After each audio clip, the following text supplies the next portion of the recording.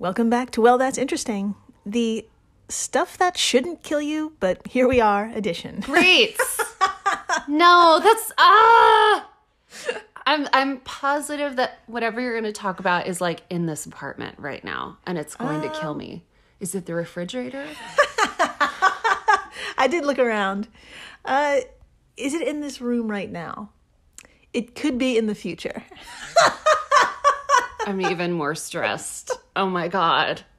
It all depends. So, today, In-Betweeni 062, food allergy from blood transfusion. Great.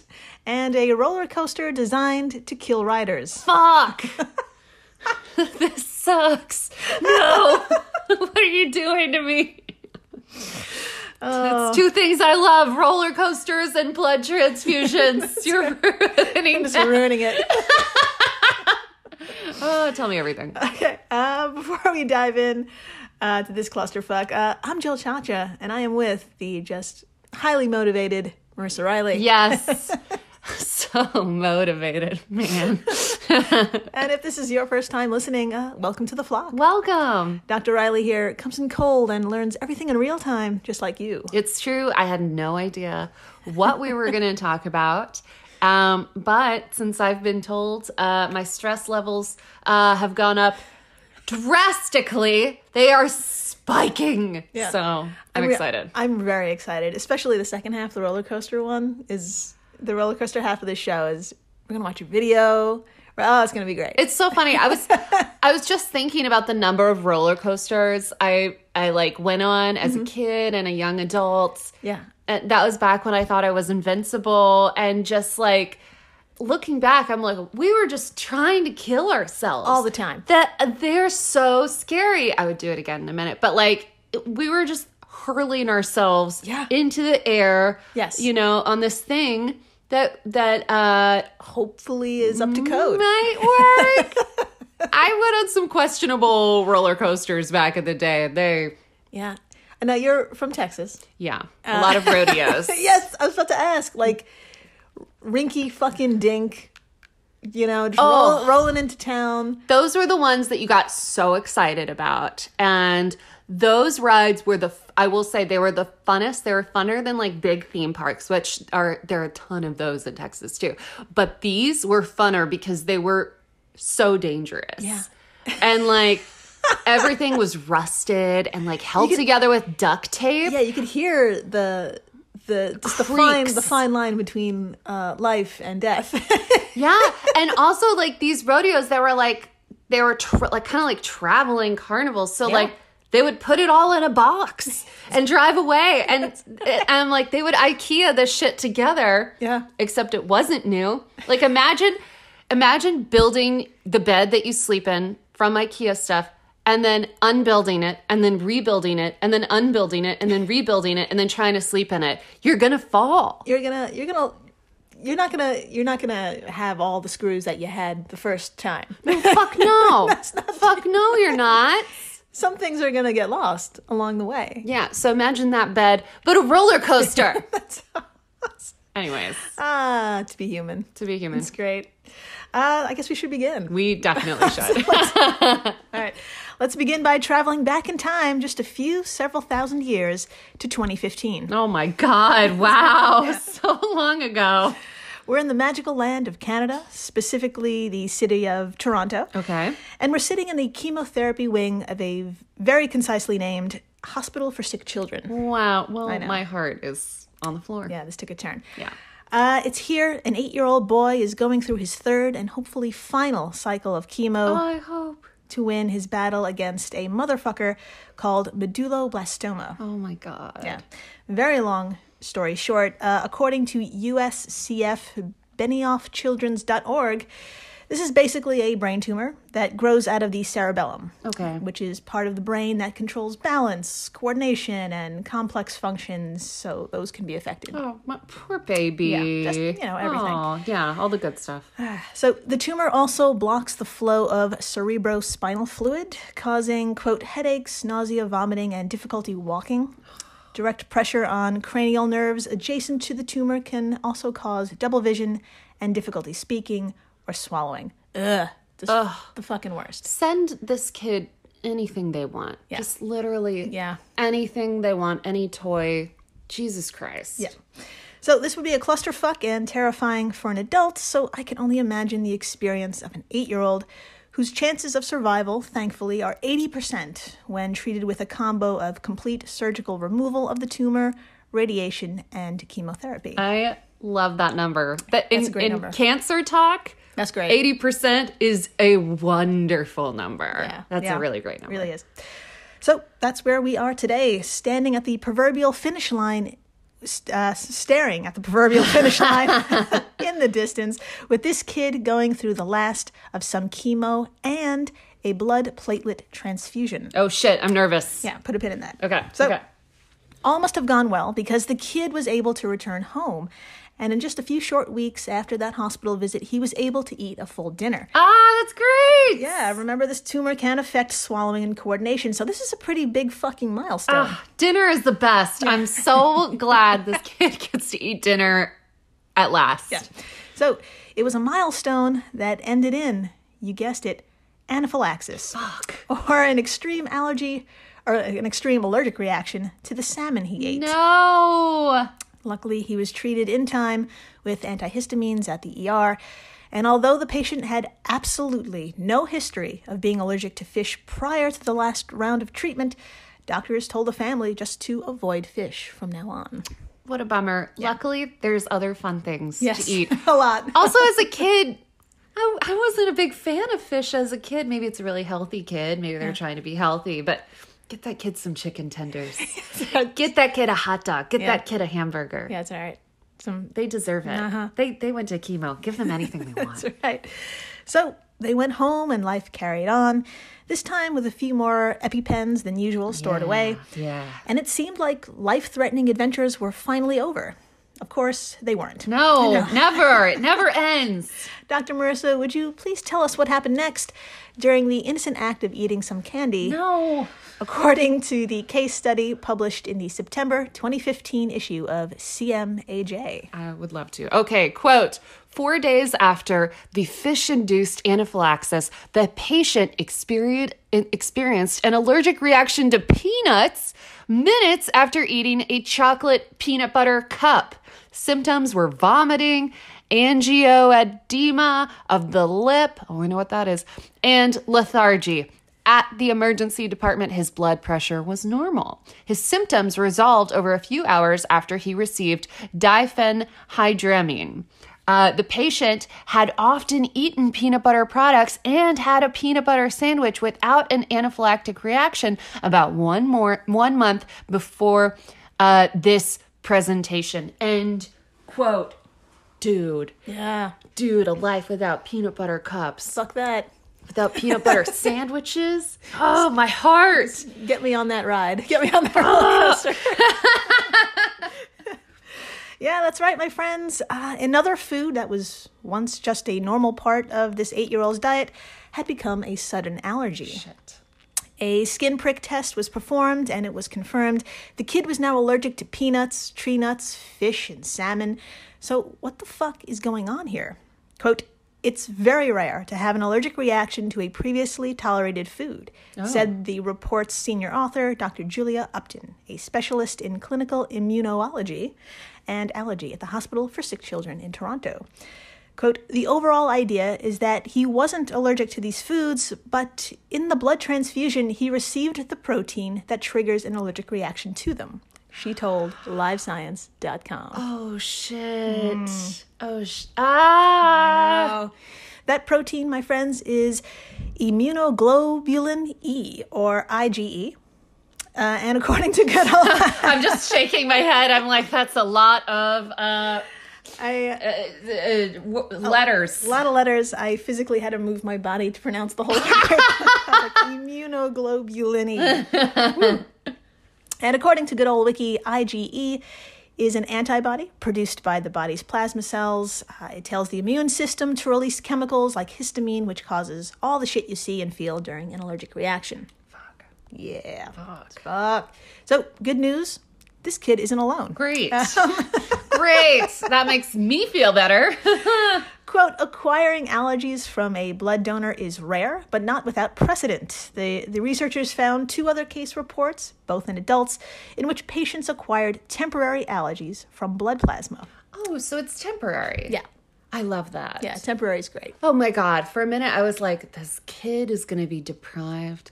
I mean, salmon is one thing. You're fine without salmon. It's very healthy, but you're fine. But peanut butter?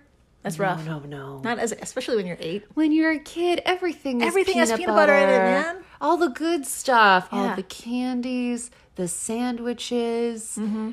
That's all I can think of. But, yeah. Etc. Etc. Continuing the quote, in a 2007 case, an 80-year-old woman had an anaphylactic reaction to peanuts, and an investigation showed that her 19-year-old plasma donor had a peanut allergy. End quote.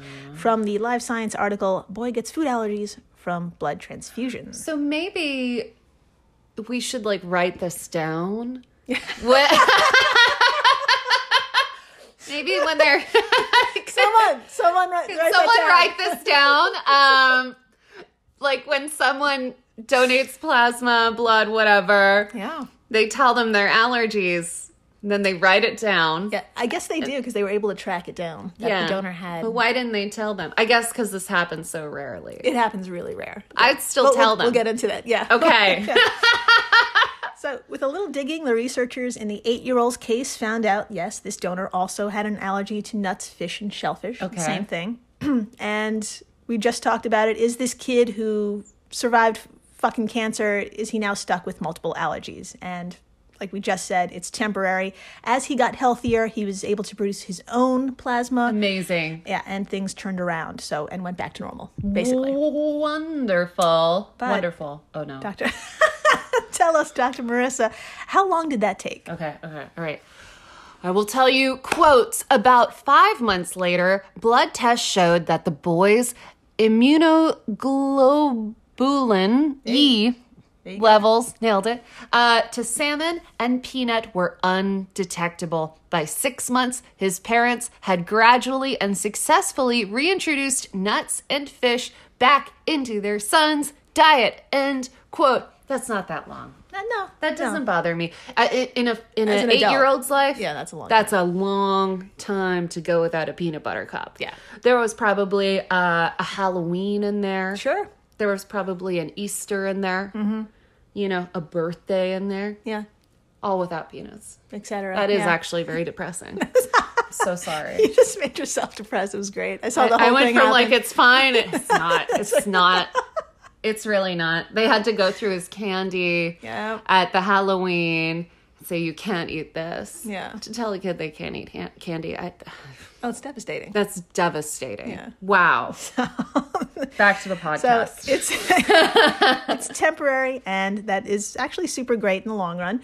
But does this mean we should think about excluding folks who have food allergies from donating and tests for IgE? No, because that would be fucking chaos. Yeah. Dr. Julia Upton told Live Science, quote, testing donated blood for levels of IgE doesn't always predict allergies. Some people with high levels of IgE don't have allergies, and others with low levels of the protein do, end quote. That doesn't help. No, it doesn't. At all. No. Yeah, acquiring an allergy from blood donation is, like we said, super rare. And unfortunately, it seems like getting one all comes down to chance. Okay. Like a series of circumstances that need to align, so much so it feels like a terrible prank by the universe. Here's what I mean. Like multiple factors, including the donor's genetic tendency to develop allergies, the type and volume of blood product given, the half-life of the specific IgE, and the timing and the amount of exposure to an allergen in the recipient contribute to the risk of anaphylaxis, end quote, from the case study. I still think we should be I think we should tell them, because anaphylaxis, it's never happened to me, but it's really scary. Yeah. I've seen it. Yeah. Woof. Yeah. Oh my God. No thanks. Yeah. So that kid and the old lady, they wandered into a cancer amusement park and became innocent passengers on a roller coaster that had its ups and downs and took unexpected turns, went backwards for a little bit, but eventually forward. That was beautiful. Sorry, just wanted to quickly note that is the most beautiful metaphor I've ever heard. Continue. Sorry. It's all good. And in the end, they were lucky to walk away cancer-free, allergy-free, and alive. Ah! Yes. That's gorgeous. That's beautiful. After the break, though. Yeah. Another kind of ride, one simply called the euthanasia coaster. No. Yes. No.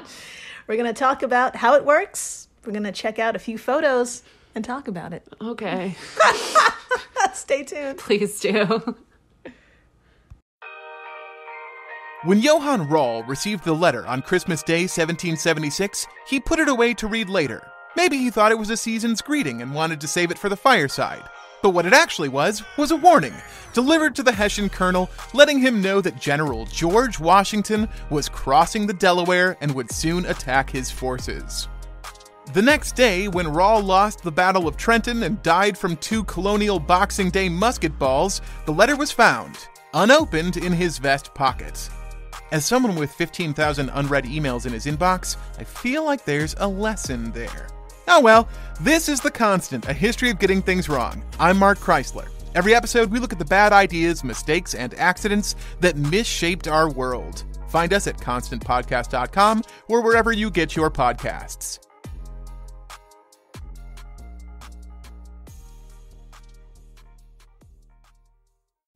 Hello everyone, Stakuyi here. And I'm Gabby. And we are the hosts of History of Everything, a podcast which you can probably guess by the name is, well, it's about everything. Do you want to know why people thought potatoes were evil and would give you syphilis? Are you curious about all the stories of the terrible and stupid ways that people have kicked the bucket over the years?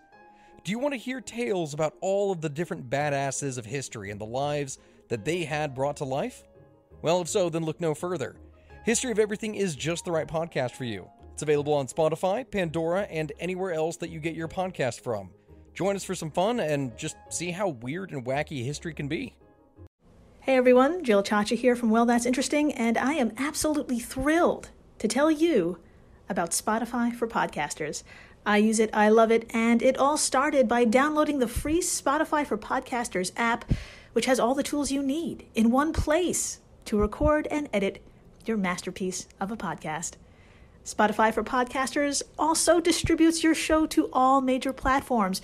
So when you hit publish, your episodes will stream not only on Spotify, but I'm talking about the Apples, the Googles, Stitcher, Good Pods, the other ones. You get the idea. And you can monetize your podcast with no minimum listenership required. You could also set up monthly subscriptions and record ads just like this one. So what are you waiting for? Download Spotify for Podcasters today and start changing the world. Oh, and please, stay interesting.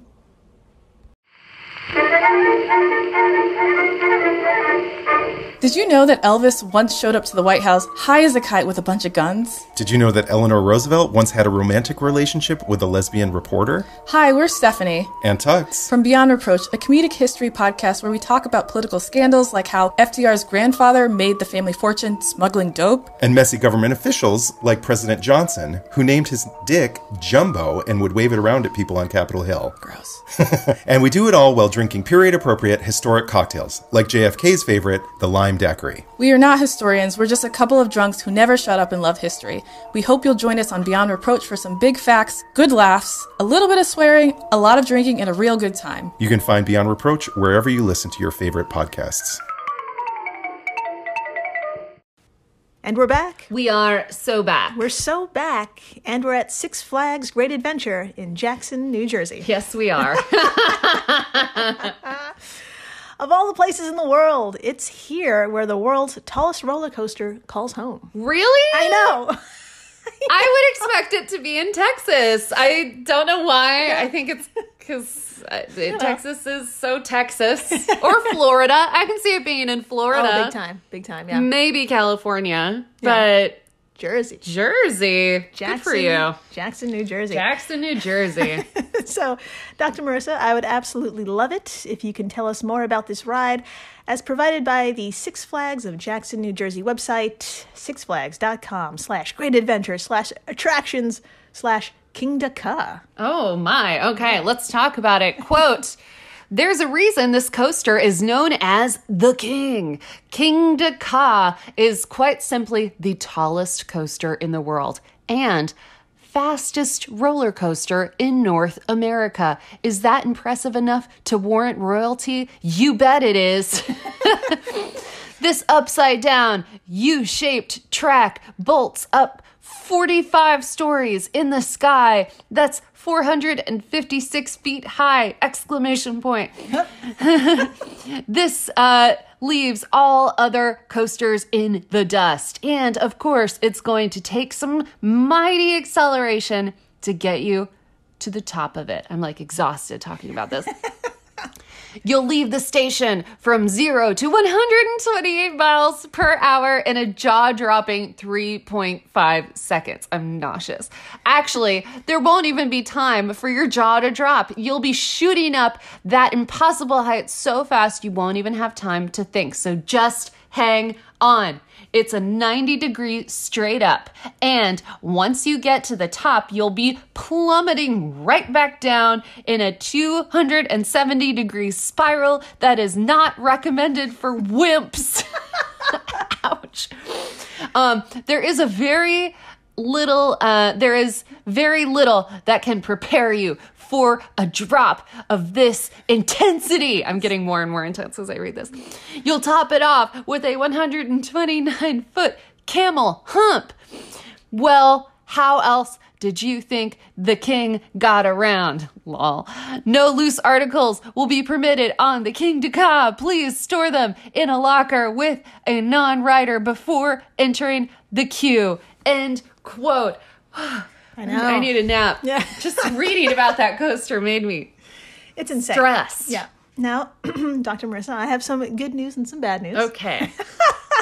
The good news is that this is not the euthanasia coaster. Great. It's Good. not. The bad news is that we're going to watch a video of the point of view of someone in the front seat of this ride. I actually consider this good news. good news? I'm Okay. pumped because I'm not on it. Anyway, I am so excited about this. By the way, the coaster is so fast, like you said, 128 miles per hour. It only takes 50 seconds to go all the way up and fall all the way back down. 50 seconds. 50 seconds of your life. Yeah. Okay. And if you would like to watch along with us, head on over to that website or just search King de Ka and Six Flags on YouTube, and many videos come up. People video this shit all the time. Amazing. So okay. pick whatever you fancy. Okay, Dr. Marissa, are you ready? No, but show it to me anyway. Okay. Please tell us what you see, what you hear, and feel free to scream along with the people on this ride. I'm gonna turn it up, so please listen. Folks, you may want to lower your volume right now. So I'm actually on YouTube. Oh my God, I'm so excited. Do I even have time to describe it? I'll do my best. Okay. Okay, so this is the station. Okay, so we're looking out straight forward at the track, and it looks like it goes straight forward, and then it does look like it goes on a 90-degree turn straight up. Yeah. Okay. And there's like trees and stuff. There's some trees. Yeah. There's some nature, but some nature. it's so fucking scary. I'm gonna do my best. Okay. Yeah. Okay. All right. Okay. Nothing's happening. They're just excited. Yeah. Okay. All right. We're just sitting here. Are they holding their phone on this? I think someone's holding their phone. I think No loose articles. What the fuck is wrong with you? You're gonna lose your phone. Okay, nothing's happening. They're just... The hydraulics just went. Okay. Yeah. Okay. And we're going forward. We're going forward. And we're about to go... Whoosh! Straight up! Straight, and we're twisting! And we're going back down! We're going back down! Straight down! And we're twisting! And back down! And then up, camel hump, which is so minuscule compared to what we just did. Oh my God. And that's it. Yeah. All right, so... That was terrifying. I don't know, that was scary. I thought it was scary, but I wasn't on it, so I felt really safe. Yeah. And I know I'll never be on it, so that also made me feel safe. Did you hear the wind? Yeah. Yeah, hopefully the the recording went through, but it was just like whoosh. Yeah, it was fucking insane. Yeah, imagine just going straight up. You're looking straight at the sky, and then imagine coming back down, but not going straight down, twisting. Yeah, there's a twist into it too. Twisting like a spiral staircase, except you're just facing down. Yes. Yeah. Crazy. It's also, if any of our listeners have done this or like roller coaster fans, I've enjoyed plenty of roller coasters in my life and I really liked it. Now I'm kind of old and tired, but like if you're into this or if you have been on this, please write to us and tell us how it made you feel and maybe in comparison to other coasters. We would love to talk about it. And I want to hear about your adrenaline rush. I really want to hear about it. Yeah. So yeah, all the things you felt, because we're going to talk about those G's you feel and your heart and what happens to the blood in your head. Yeah. So, although terrifying and massive, this coaster is perfectly safe. But humans are going to human and push and blur the boundaries of innovation and entertainment. Oh my God. When John Allen served as president of the Philadelphia Toboggan Coasters Company. Adorable. Philadelphia Toboggan Coasters Company. I think the word toboggan is the cutest thing I've ever heard. It's one of the oldest existing roller coaster manufacturers in the world. He was famously quoted as saying, "The ultimate roller coaster is built when you send out 24 people and they all come back dead. This could be done, you know." End quote. I mean, I don't think that's a win at all. That's the president of that company. You guys, I think that's not exactly at all. That's like saying, like, I want to perform at a comedy show and I want everyone in the audience to die. Like, I want my comedy to be so good it kills people. That is not what the roller coaster is for, man. What? I'm spiraling just like the roller coaster. These words inspired Lithuanian artist Julie Jonas Urbanos, a PhD candidate at the Royal College of Art in London, to create a hypothetical death machine, quote, in the form of a roller coaster, engineered to humanely, with elegance and euphoria, take the life of a human being, end quote. From Urbanos' website over at juliejonasurbanos.lt. Oh my God. I really want to see the 6-part series about this. This gives me Squid Game vibes. Now, this coaster is not located in New Jersey or anywhere, really. However, one was built to scale and displayed back in 2010 at the Science Gallery in Dublin. That's pretty cool. And my friends, I hate to say it, it's a really beautiful roller coaster. It's really beautiful. Dr. Marissa, would you like to see the euthanasia coaster? Oh, of course. I'm pumped. And of course, all photos we talk about today and some stills of the ride will be on our social media. So please, come on by. Come on by. Take a look at this euthanasia coaster. So, here we go. Okay. This is stunning. Yeah, right? This is extremely beautiful. I mean, like, I want this in my house. Like, it's really beautiful. It's really beautiful. It's very minimal. Basically, you should look at the picture on our Instagram. But if it just goes, it's like a huge camel hump. But it looks like King Dakar. Yeah, it looks like that. But it's not a 90 degree. Mm-hmm. It's pretty close to a 90 degree. But it's like a more of a curvy 90 up and down. And then it has 1, 2, 3, 4, 5, 6, 7 spirals. Yep. Each one gets a little smaller than the last. Exactly. And I'm curious just exactly how this kills you, other than the obvious, which is just like fear. Let's take a look at just the aesthetics.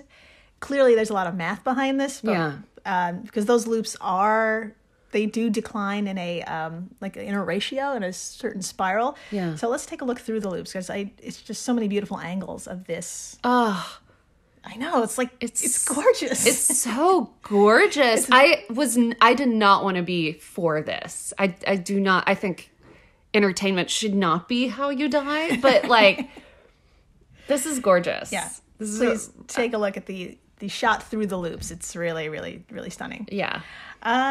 So, Dr. Marissa, would you like to read the artist's lofty statement to tell us a little bit more about this ride? Of course. So from Julie Jonas' website, quote, riding the coaster's track, the rider is subjected to a series of intensive motion elements that induce various unique experiences, from euphoria to thrill, and from tunnel vision to loss of consciousness and eventually death. Holy shit. Thanks to the marriage of the advanced cross-disciplinary research in aeronautics / space medicine, mechanical engineering, material technologies, and, of course, gravity, the fatal journey is made pleasing, elegant, and meaningful. Celebrating the limits of the human body, this kinetic sculpture is, in fact, the ultimate roller coaster. End quote. I mean, that worked on me. Yeah. I know this is like a lot of bullshit, but like, it works. It worked on me. Remember that packaging of that from the Ukraine? The Chernobyl Chernobyl vodka. Yeah. I was not into it at all, and then I saw the packaging and I was like, it works. Shit. It worked. This advertising, this is gorgeous. It sounds amazing. 5 stars, would ride again if could. Yes, absolutely. So, how, in theory, does the ultimate roller coaster work? All right, let's get into it. Yes. The first leg of the journey is actually quite pleasant, as you and 23 other souls climb to the top of that massive hill, 1,670 feet up. Okay, so remind me, how high was the other one? 456. Oh my God. So this is 4A12. So this is 4 times as big. So this would take about 2 minutes to reach the top. Yeah. Any passengers, by the way, that would want to get off during this time period, you can, apparently he said. There's like, you could stop, and there's different levels you can like exit the ride or some shit. I don't know. Anyway. Yeah. He didn't want to die anymore. Exactly. So, but if we're still all on board and we made it to the top, the train would then plummet, hitting a top speed of 220 miles per hour. Oh my God. After hitting terminal velocity, the train would then speed into the first of 7 inversions. Oh my God. It's here, sometime between the first and last loop-de-loo, is when you die. Oh my God. Yes. I'd like to quote the ride's wiki because it really does a bang-up job explaining just how exactly. Quote, the euthanasia coaster would kill its passengers through prolonged cerebral hypoxia or insufficient supply of oxygen to the brain. Wow. The ride's 7 inversions would inflict 10 Gs of force on its passengers for 60 seconds, causing G-force-related symptoms starting with gray-out, then tunnel vision, to blackout, and eventually G-lock. G-L-O-C, which is G-force-induced loss of consciousness thanks to blood being drained from the brain. So it wouldn't hurt. You would just kind of black out. Away. Yeah. Yeah, I guess you could say. It's fucking beautiful. But the 10 G-forces, though. That's a lot. I feel like, I mean, I'm never going to go on this and I never want to, but like, I feel like I would be the person who would just throw up. Like, they're trying so hard to make this seem like really nice. I'm the person who would, I would survive. And you just puke on everybody. And their last moments of life. They're all like serenely smiling. They're pulling like this is their like Midsommar jump off the cliff moment. Yeah. They've waited for this. They're doing it peacefully. And I'm just like, and then I survive. Yeah. I can see it now. I can too. Great. Continuing with the quote, subsequent inversions or another run of the coaster would serve as insurance against unintentional survival of more robust passengers, end quote. So they'd give your body another run just in case. Great. So that's nice of them. More robust passengers, lol. Now I looked it up, and yeah, the average person, especially the average American, probably wouldn't need a second run. Really? Untrained individuals who aren't used to G-forces usually pass out between 4 and 6 Gs. Your age and fitness also has an effect. Oh my God. So, again, this ride isn't real, but if the last few years has taught us anything, It's that anything is possible on this dystopian, pandemic-ridden Earth where billionaires and politicians face no accountability. Yep. So, one ticket, please. I'm kidding. I'm just kidding. Yeah. The end. The end. The end. Oh, wow. My God. Yeah. I just can't stop thinking about how I would throw up on this roller coaster. Yeah.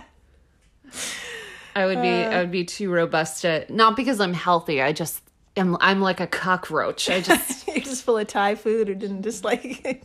They would be like studying my body for weeks. They'd be like, she only threw up. Why didn't she die? Yeah. Oh, because she's full of crap. She's full of tequila and sodium. Yeah. She pickled her organs. She's going to be fine. She'll be great. Thank you for listening. Subscribing, Thank you. rating, and telling your friends about this roller coaster. And what else? That kid, he's all right. Oh, he's great. Yeah, so. He's back to peanut butter. It's awesome. Yeah, it's wonderful. And please, stay interesting. Please do.